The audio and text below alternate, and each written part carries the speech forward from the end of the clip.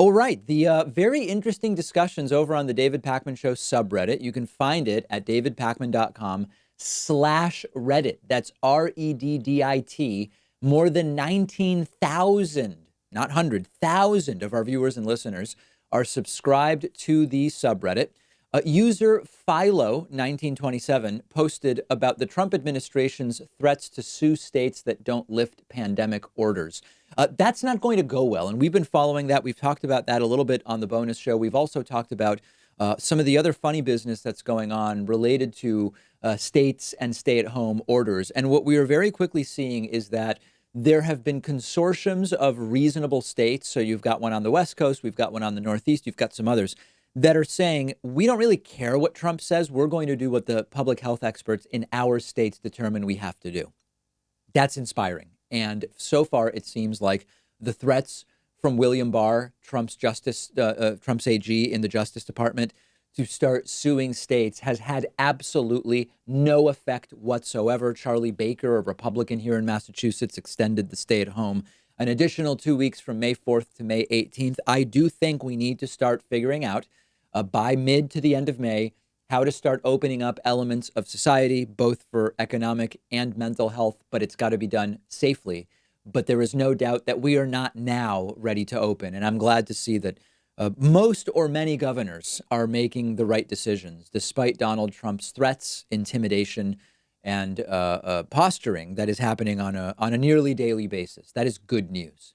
Another post I spotted on the subreddit is from Mutir Boy, who says, for those who think the virus might sway a Trumpist, goes on to say, I've seen a few posts and had a few chats with friends where people seem to think Trump is going to be negatively affected by things like recommendations of unproven medications. Well, not only is it not going to affect his supporters, I think it will be worse than that. As more and more evidence comes to light about potential harm caused by hydroxychloroquine being used inappropriately, look for more than a simple retcon of how it was presented by Trump and Fox. People are going to start actively blaming doctors for having actually prescribed them, even if they themselves requested it based on what Trump said. They will fall back on Trump pointing out he's not a doctor and that it should be up to doctors to not prescribe or make available things like this without evidence. And what's worse is that's probably fair if you ignore the fact that America has a for-profit medical system which pressures doctors to do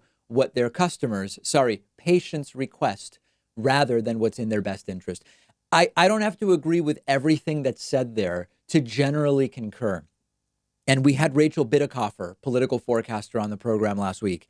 She doesn't think that coronavirus, by and large, is going to be the difference maker in November, in the sense that Trump's handling of the virus has been such that there are people rallying behind him for his great job. Those people were going to vote for him anyway. The people that are rightly criticizing the disastrous job he's done were likely not going to vote for him anyway. And in particular, the way the coronavirus will affect the election is affecting turnout. If the virus is still spreading or again spreading in wave 2 in the fall, in November, that could hold down Democratic turnout because Democrats are more likely to pay attention to what public health officials are saying than Republicans. If there is vote by mail in November as a result of coronavirus, that'll be a decision made by individual states. That is more likely to boost Democratic turnout relative to if it's in-person voting during a pandemic. So the handling of the pandemic itself, I don't know that that is going to be a difference maker in the fall. In that sense, I agree. Indirectly, how we vote in the fall as a result of coronavirus may well be the difference maker, particularly in those key swing states, everything from Ohio, North Carolina, Michigan, Wisconsin, Pennsylvania, etc.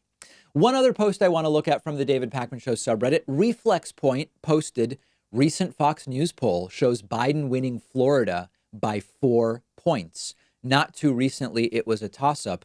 Sorry, I meant +3, but Quinnipiac shows him up 4. Listen, I want to be very careful.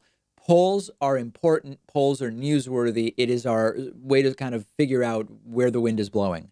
But I don't want any poll, no matter how lopsided one way or the other, to prevent someone from voting in November safely. Vote by mail if that's what's determined it has to be. Because, we actually have other Biden is up one in a Texas poll. Now, admittedly, that's a PPP poll. Those tend to lean a little bit to the left. Biden is now up by several points in North Carolina. There are numbers coming out of Florida that are really not good for Donald Trump. It would be a beautiful thing if Donald Trump is absolutely crushed in November. It would be the right thing if Trump were absolutely crushed in November.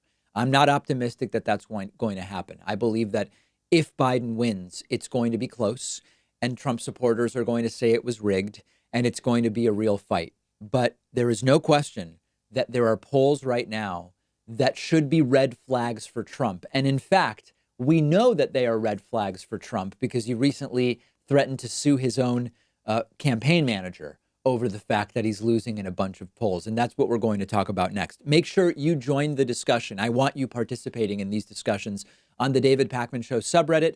Find it at davidpakman.com/REDDIT.